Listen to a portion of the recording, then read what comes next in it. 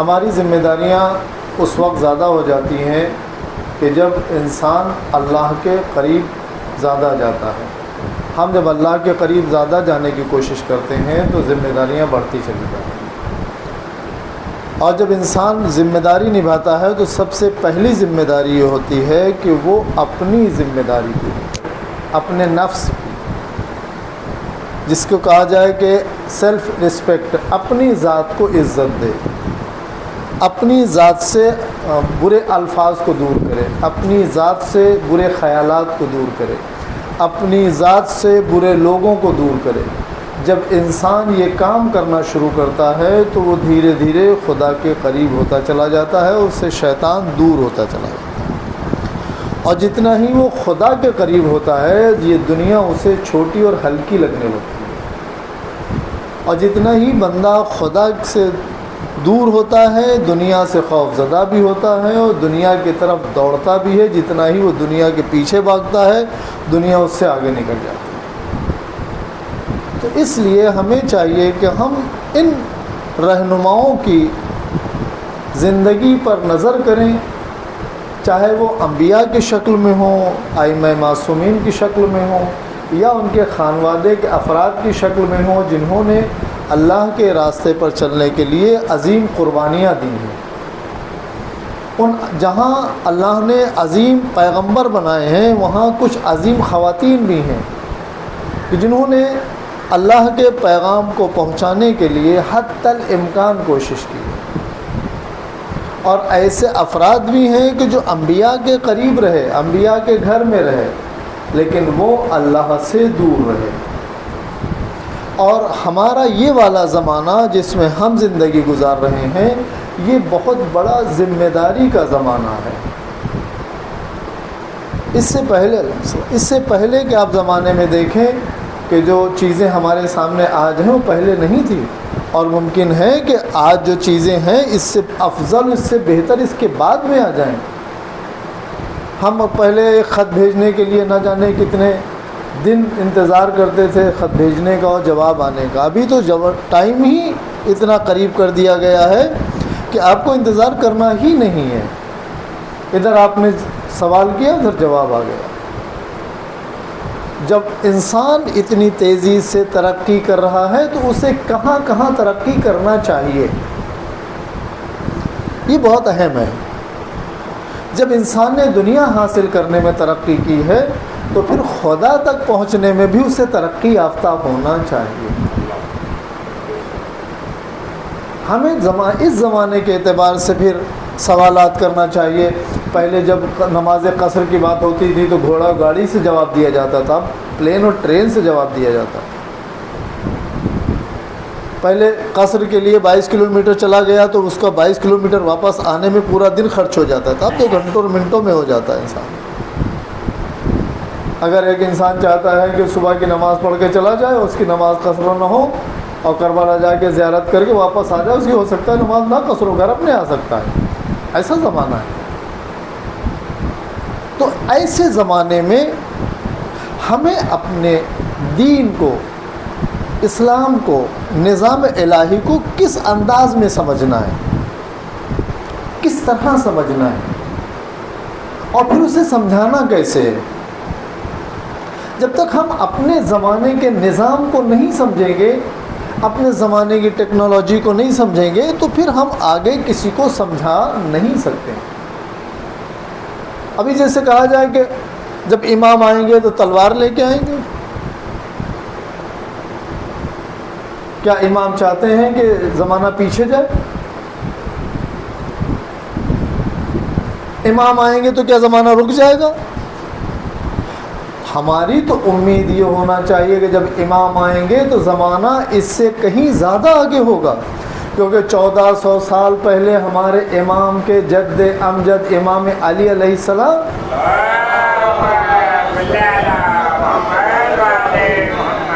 چاند و ستاروں کے راستوں کی بات کر رہے ہیں 1400 سال پہلے، کہ میں آسمان کے راستے جانتا ہوں، میں زمین کے چھپے ہوئے خزانے جانتا ہوں. جب وہ پہلے اتنے زمانہ پہلے کہہ رہے ہیں کہ جو آسمان کے راستے جانتا ہوں، تو کیا جب امام آئیں گے تو آسمان کے راستے بند کر دیں، ہوائی جہاز بند ہو جائے، پیدل چلے لوگ؟ ہم اپنے امام سے کیا چاہتے ہیں، یا امام ہم سے کیا چاہیں گے؟ کوئی بھی آئے گا اگر ترقی یافتہ ہے تو اس ترقی یافتہ زمانے میں اپنی جگہ بنائے گا، لہذا ہم اپنے امام سے علیہ السلام زمانے کو پیچھے لے جانے کے لیے نہ سوچیں، البتہ یہ سوچیں کہ جب ہمارا امام آئے گا اس زمانے کو اور زیادہ ٹیکنالوجی سے اور تمام وسائل سے بھر دے گا، جب بھر دے گا تو پھر ہم کہاں پر ہوں گے، ہم کہاں کھڑے ہوں گے؟ امام کے ساتھ کھڑے ہوں گے، امام کی مخالفت میں کھڑے ہوں گے، اس زمانے کے وسائل سے ہم بھرے ہوں گے یا خالی ہوں گے؟ کیسے ہوں گے؟ کیا کر رہے ہوں گے؟ ہم کیا سوچتے ہیں دین کے بارے میں، نظام الہی کے بارے میں، اپنے رہنماؤں کے بارے میں؟ ہم سوچتے کیا ہیں؟ کیا ہمارا صرف اتنا خیال ہے کہ جس طرح دوسری قومیں ہیں، جس طرح بت پرست ہیں، کہ جب ان کے یہاں کوئی فیسٹیول آتا ہے تو وہ خوب سیلیبریٹ کرتے ہیں، بڑی خوشیاں مناتے ہیں، تو کیا ہم ان کی طرح؟ ابھی جیسے محفلوں کا زمانہ مستقل انشاءاللہ چلے گا، پھر مجلسیں آتی ہیں، پھر محفلیں آتی، تو پھر محفلوں سے، ان مجالس سے ہم لیتے کیا ہیں اور ہمیں لینا کیا چیز ہے؟ کیا ہماری محفلیں صرف سجاوٹ تک ہے؟ کیا شیرینی تک ہے؟ ہمارے ذات، ہماری روح سے اس کا کیا کوئی تعلق نہیں ہے؟ یہ جو سجاوٹ ہے، شیرینی ہے، یہ ظاہری خوشی ہے، یہ منع نہیں ہے، لیکن یہ ظاہری خوشی اس وقت تک کام نہیں آئے گی جب ہماری باطنی عادتیں جو اللہ کو پسند نہیں ہیں وہ دور نہ ہو جائیں، ہماری باطنی برائیاں جو اللہ کو پسند نہیں وہ دور نہ ہو جائیں۔ آپ ان خاتون کو دیکھیے، آپ ان لوگوں کو دیکھیے کہ جو نبی کے ساتھ شانہ بشانہ ہیں، لیکن وہ لوگ جو نبی سے دور ہو گئے ہیں، نسل بڑھ گئی ہے، لیکن انہوں نے نبی کو ایسے سمجھا ہے جیسے لوگ ان کے ساتھ میں رہ کے سمجھتے ہیں۔ جناب ام کلثوم سلام اللہ علیہ کی حیات طیبہ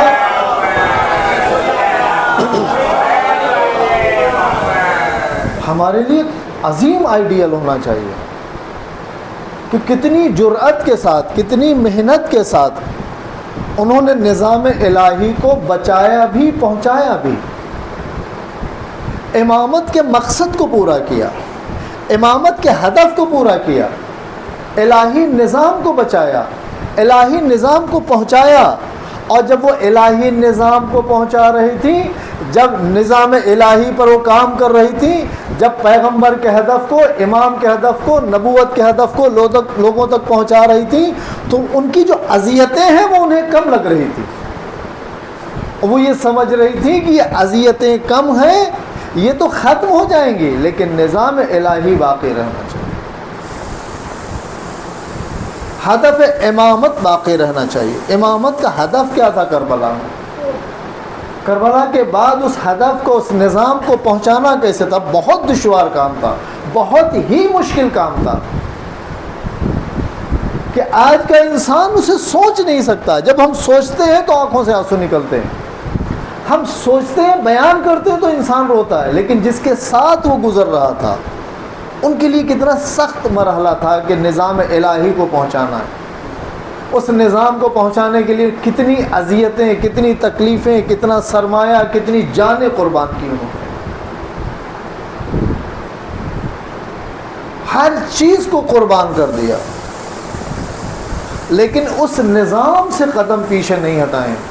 آنے والا ہمارا امام ایسی ہی خواتین چاہتا ہے، ایسے ہی مرد چاہتا ہے، ایسے ہی جوان چاہتا ہے، ایسے ہی خواتین چاہتا ہے کہ جو نظام الہی کے لیے اگر ان کے جوان شہید ہو جائیں تو یہ مائیں، یہ بیٹیاں، یہ بہنیں، یہ بیویاں یہ نظام الہی کو پہنچائیں اور اپنے شہداء کی شہادت کو ضائع نہ ہونے دیں۔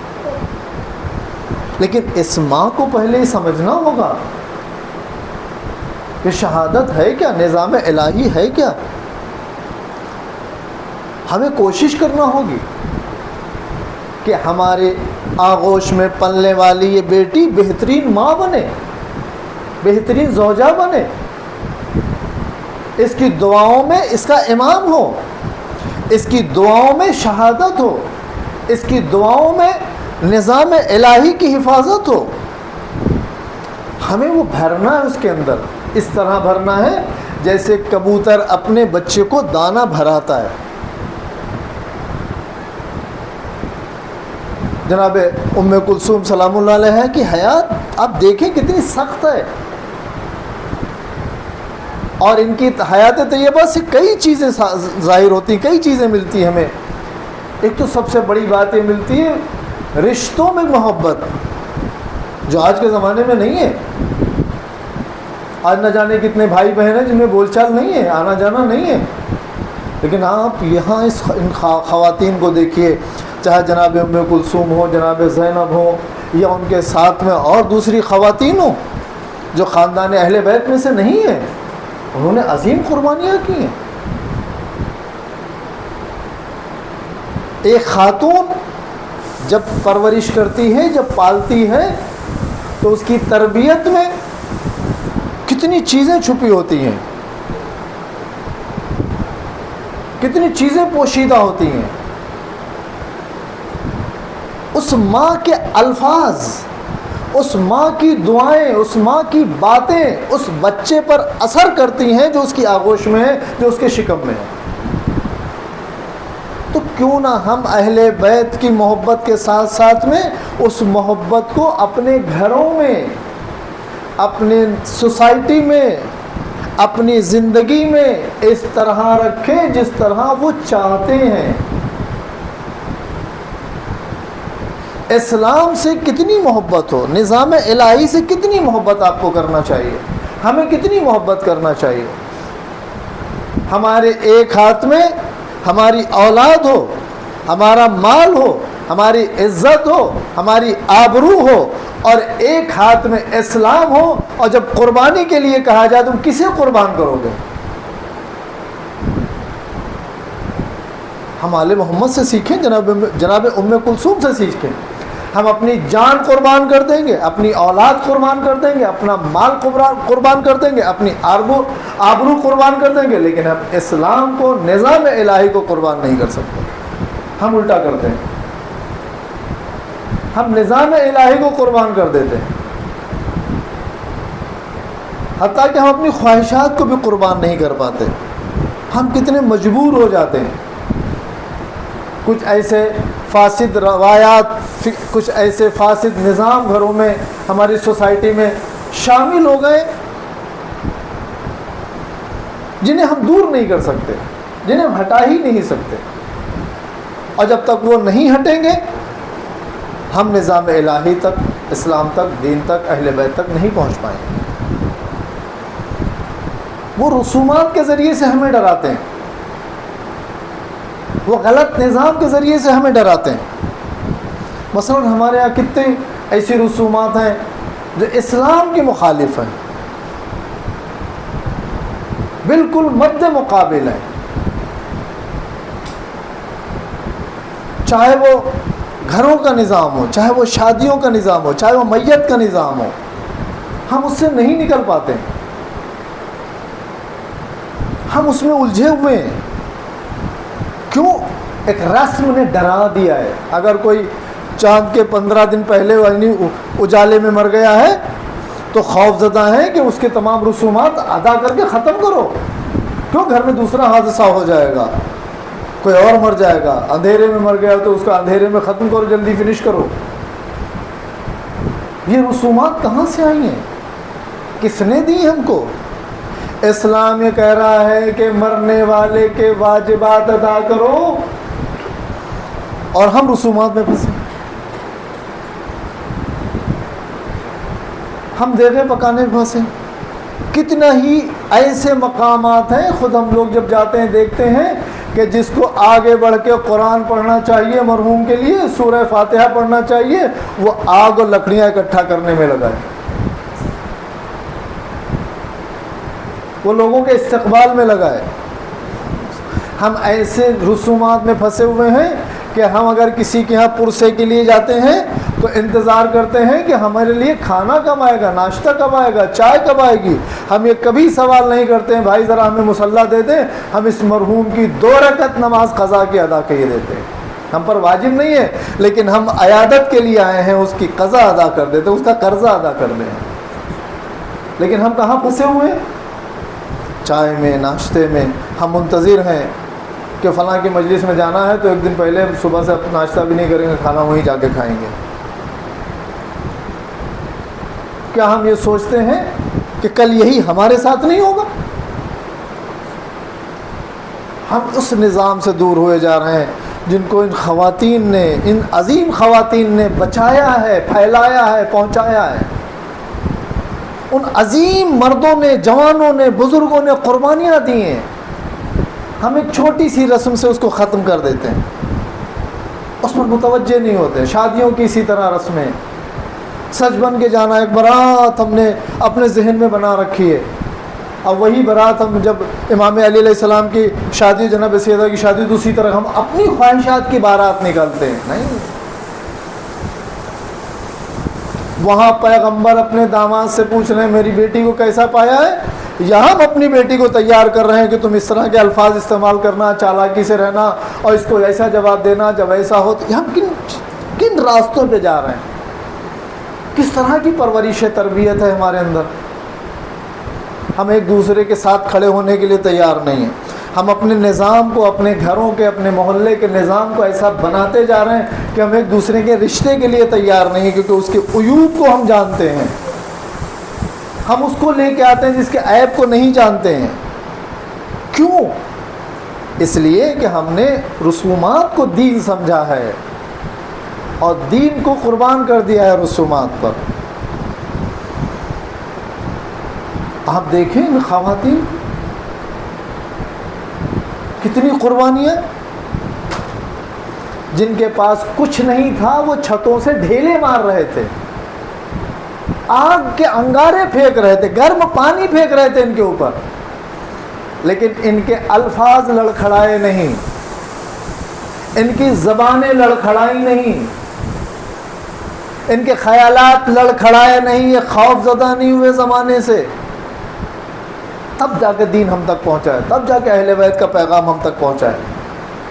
کیا ان آج کی خاتون کو اس خاتون سے درس نہیں لینا چاہیے؟ درس لینا چاہیے تو درس دے گا کون؟ وہ درس کہاں ملے گا؟ کالج میں، اسکول میں، بازاروں میں، مال میں، پارکوں میں، کہاں ملے گا؟ ہم اپنے بچوں کے لیے پلان کرتے ہیں کہ اس ہفتے ہمیں فلاں جگہ گھومنے جانا ہے. ہم اپنے بچوں کے لیے پلان کرتے ہیں اس اسکول میں ہمیں نام لکھانا ہے. ہم اپنے بچوں کے لیے پلان کرتے ہیں اس کالج میں بھیجنا ہے، اس یونیورسٹی میں بھیجنا ہے. بھیجنا چاہیے، منع نہیں ہے، علم حاصل کرو، لیکن اسے طہارت بھی تو سکھاؤ، طہارت نفس بھی تو سکھاؤ، طہارت ذہنی بھی تو سکھاؤ. اسے یہ بھی تو بتاؤ جب وہاں جاؤ گے تو تمہیں گمراہ لوگ ملیں گے تو تمہیں اس گمراہی سے کیسے بچنا ہے. تمہیں ایسے لوگ، چرسی لوگ ملیں گے، گنہگار لوگ ملیں گے جو تمہیں گناہوں کی طرف لے کے جائیں گے، تو تم گناہوں سے کیسے بچو، ایسے افراد سے کیسے بچو، ایسے دوستوں سے کیسے بچو، ایسے لوگوں سے کیسے بچو، ایسے استادوں سے کیسے بچو جو تمہیں گمراہ کریں گے. وہاں پر کہاں سکھائیں گے؟ کب بات ہوگی اس پر؟ اسی لیے ہم نظام الہی سے بھٹک کر نظام دنیا پر کھڑے ہو جاتے ہیں اور نظام الہی کو قربان کر دیتے ہیں رسومات پر. ہمارے نہ جانے کتنی رسمیں، مجلسوں کی رسمیں ہیں، حتیٰ کہ قربانی کی رسمیں ہیں، عقیقوں کی رسمیں ہیں، کتنی رسومات ہیں. میتوں کی تو نہ جانے کتنی رسمیں ہیں. ایک غیر شیعہ ہو گیا، اور ایسے افراد کے درمیان میں وہ رہ رہے تھے. ان کے گھر میں، اس خاتون کے گھر میں اس شوہر کا بیٹے کا انتقال ہو گیا. اب اس علاقے میں کوئی یو پی کا رہنے والا تھا، کوئی یو پی کے دوسرے شہر کا، کوئی اس شہر کا، اس شہر کا. اس کو غریب کو، نئے شیعہ کو اتنی رسمیں بتا دیں کہ اس کو یہ کہنے پر مجبور ہونا پڑا کہ ایسا تو نہیں ہے کہ ہم نے غلط فیصلہ لے لیا شیعہ نے. یہ کہانی نہیں ہے، سنی باتیں نہیں ہیں، ریئل ہیں، ہمارے سامنے کی ہیں، اسی شہر کی ہیں. نہ جانے کتنے نئے شیعہ ہیں. ابھی اسی جلسے میں ایام ازاں کے دوران جب میں ایک آدھ جگہ گیا ہوں تو ایسے افراد جو نئے شیعہ ہوئے ہیں وہ سمجھ ہی نہیں پا رہے ہیں کہ مزاداری کیسے کریں. ہم نے ایک شخص سے پوچھا کہ آپ کیسے شیعہ ہوئے؟ اگر آپ کے محلے میں کوئی ایسا جوان ہو جو دماغی طور پر ہلکا ہو، اچھی باتیں بھی نہ جانتا ہو، سن کی ٹائپ کا ہو، اس نے کہا کہ ہم نے اس کو دیکھ کے شیعت کو قبول کیا، تو اب اس کے پاس کون سی شیعت ہوگی؟ تو ہم ایک ذمہ دار بنیں، ہم اپنے دین کو دین سمجھیں، رسومات کو قربان نہ کریں. یہ جتنی رسومات آئی ہیں یہ اہل حنوط سے آئی ہیں ہمارے پاس. اسلام میں رسم کی کوئی جگہ ہی نہیں ہے. اسلام میں جو کچھ ہے وہ ریئل ہے، وہ بھی خدا ہے جو موت و حیات کا مالک ہے. تعویذ اور گنڈوں سے اور اتنے بڑے بڑے دھاگے پہنا دینے سے اس کی موت نہیں ٹل جائے گی. اگر آپ کو اپنی اولاد کے لیے کچھ کام کرنا ہی ہے تو اس کے تربیت کے لیے کام کرو، اس کی حیات کے لیے کام خدا کرتا ہے. جتنے دن اسے جینا ہے وہ زندہ رہے گا. آپ گلا کاٹنا چاہیں گے بھی تو نہیں کاٹ سکتے. نہ جانے کتنے لوگ ہیں اپنے اولادوں کو راستوں میں چھوڑ دیتے ہیں اور پھینک کے چلے جاتے ہیں، خدا ان کو عظیم بنا دیتا ہے. کائے کے لیے پہنے تو تعویذ، کارے کوئی بری نظر نام کی کوئی چیز نہیں ہوتی ہے. جو کچھ ہے وہ خدا ہے، اہل بیت ہیں. حتیٰ کہ اہل بیت کے مطابق بھی ایسی فاسد کتابیں لکھ دی گئی ہیں کہ ان کو نظر لگ گئی، پھر انہوں نے ایسا کیا، پھر ایسا اتارا، پھر ایسا اتارا. نہیں ہے ایسا. قرآن جھوٹا ہو جائے گا معاذ اللہ، استغفر اللہ. جب وہی محتاج ہو جائیں گے کسی دوسرے کے تو ہم کہاں جائیں گے؟ ہم ان رسومات سے نکلیں، ان عظیم خواتین کو اپنا آئیڈیل بنائیں. جناب ام کلثوم کو، جناب زینب کو، جناب رباب کو، جناب ام لیلا کو، ان خواتین کو اپنا آئیڈیل بنائیں. اپنی بیٹیوں کو سکھائیں، بچپن سے سکھانا شروع کریں. جناب زینب بچپن میں کیسی تھیں، جناب سکینہ نے اپنے بچپن میں کس طرح سے دشمن کو فیس کیا ہے، جناب مسلم کی بیٹی نے کس طرح سے فیس کیا ہے. ہم ان پر بات کیا کریں، گھر میں ٹائم نکالیں ان بچوں کے لیے. ورنہ محفلیں ہو کہ بس ہم نے خوشیاں منا لی، نفس تو جیسا تھا ویسے ہی رہا. اس محفل کا ثواب وہی ہوتا ہے کہ جب نفس بدل جائے، جب خیالات اسلامی ہو جائیں، جب خیالات نظام الہی پر چلنے کے لیے آمادہ ہو جائیں. ہم ان رسومات سے نکلنے کی کوشش کریں. وہ اسی وقت ہو سکتا ہے جب ہماری خواتین اسلامی تعلیم سے آراستہ ہوں گی، ہماری بیٹیاں اسلامی تعلیم سے آراستہ ہوں گی، گھر کا نظام اسلامی ہو جائے گا. بسم اللہ الرحمن الرحیم. قل هو اللہ احد اللہ الصمد لم یلد ولم یولد ولم یکن له کفوا احد.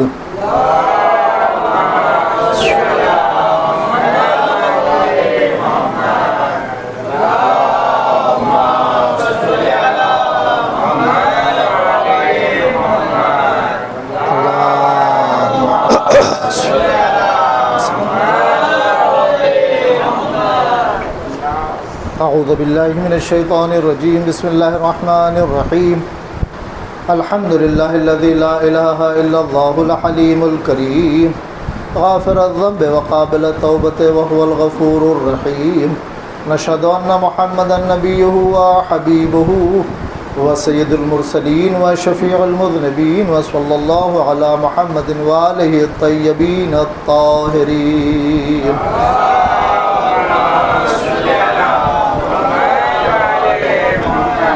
اللهم صل على امير المؤمنين قائد الغر المحجلين حادينا وسيدنا علي بن ابي طالب عليه السلام.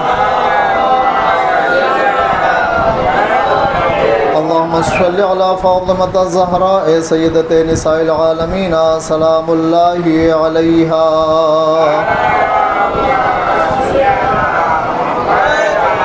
اللهم صل على امام المتقين سید شباب اہل الجنہ حسن والحسین علیہم السلام. اللهم صل على امام المتقين علی بن الحسین زین العابدین علیہ السلام. اللهم صل على امام المتقين محمد بن علی علیہ السلام. اللهم صل على امام المتقين جعفر بن محمد علیہ السلام. اللهم صل على امام المتقين موسى بن جعفر علیہ السلام. اللهم صل على امام المتقين علی بن موسى الكاظم علیہ السلام. اللهم صل على امام المتقين محمد بن علی علیہ السلام. اللهم صل على امام المتقين علی بن محمد علیہ السلام. اللهم صل على امام المتقين حسن بن علی علیہ السلام. اللهم صل على امام المتقين بقية الله العظم حجة ابن الحسن العسكري علیہ السلام. صلواتك عليه وعلى آبائه في هذه الساعة وفي كل ساعة وليا وحافظا وقائدا وناصرا ودليلا وعينا حتى تسكنه أرضك طوعا وتمتعه فيها طويلا.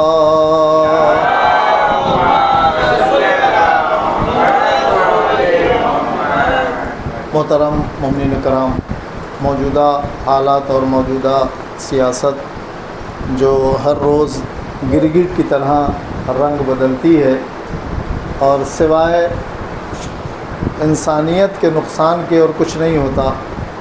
آپ یہ دیکھیے، جن کے پاس دنیاوی طاقتیں آ جاتی ہیں وہ دوسرے ممالک میں اتھل پتھل کرا دیتے ہیں. جس طرح ہمارے نزدیک نیپال میں آپ دیکھیں جو حالات خراب ہوئے ہیں، اور اتنے زیادہ خراب ہوئے کہ وہ وہاں کے حاکموں کو اپنا ملک چھوڑ کے بھاگنا پڑا. اس سے پہلے شری لنکا کے حالات خراب ہوئے تھے، اس کے بعد بنگلہ دیش کے حالات خراب ہوئے. یہ حالات خراب ہوتے کیوں ہیں؟ وہ لوگ کون ہیں؟ کہاں سے لائے جاتے ہیں؟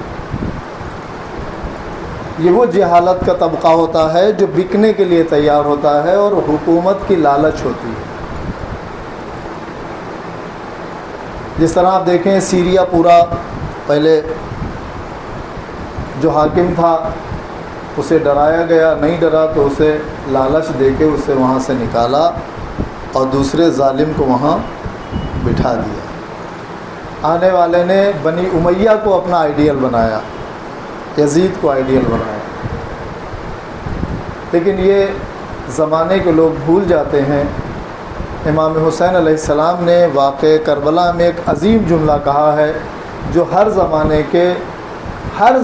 کے جس زمانے میں بھی لوگ آئیں گے جو مخلص ہوں گے، جو خدا پرست ہوں گے، کہ مجھ جیسا تجھ جیسے کی بیعت نہیں کرے گا تو حسین جیسے ہر زمانے میں اللہ بھیجتا رہتا ہے. کبھی حسن نصر اللہ کی شکل میں بھیجا، کبھی آغا خامنائی کی شکل میں بھیجا، کبھی آغا سیستانی کی شکل میں بھیجا، کبھی قاسم سلیمانی کی شکل میں بھیجا، کبھی بدر الدین کی شکل میں بھیجا. بہت ساری ایسی چیزیں ہیں کہ جو اللہ والے ہیں، جو حسین کے آئیڈیل پر چل رہے ہیں، حسین کے اس جملے پر چل رہے ہیں کہ مجھ جیسا تو جیسے کی بیعت نہیں کرے گا. اس ظالم نے ابھی یمن پہ حملہ کیا، کئی شہید ہو گئے، لیکن یہ بات بالکل طے ہے کہ ظالم کا ظلم بہت دن تک نہیں چلتا. یزید نے ظلم کیا، لوگوں نے اس کے بیٹے کو لا کے تخت پہ بٹھایا، اتر گیا، کہا اس میں خون حسین کی بو آ گئی.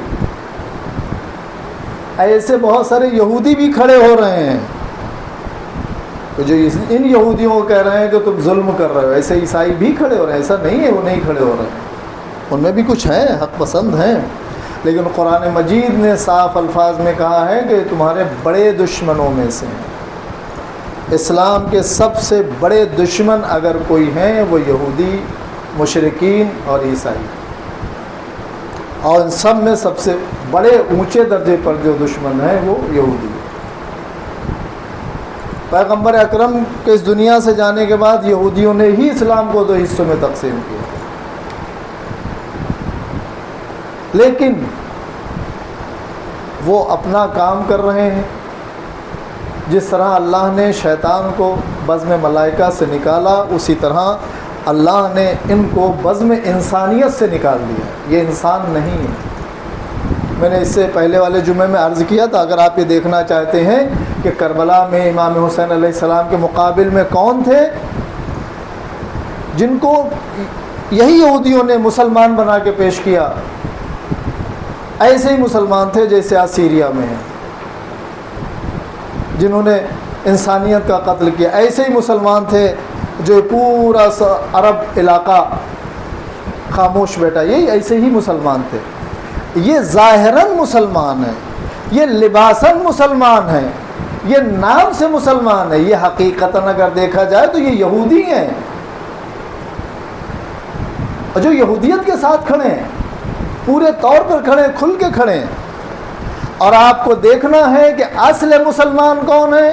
امام پیغمبر کے بعد سے لے کے اور آج تک ہر وہ شخص مسلمان ہے کہ جو امام علی علیہ السلام کے ساتھ کھڑا ہے، ہر وہ شخص مسلمان ہے جو کربلا والوں کے ساتھ کھڑا ہے.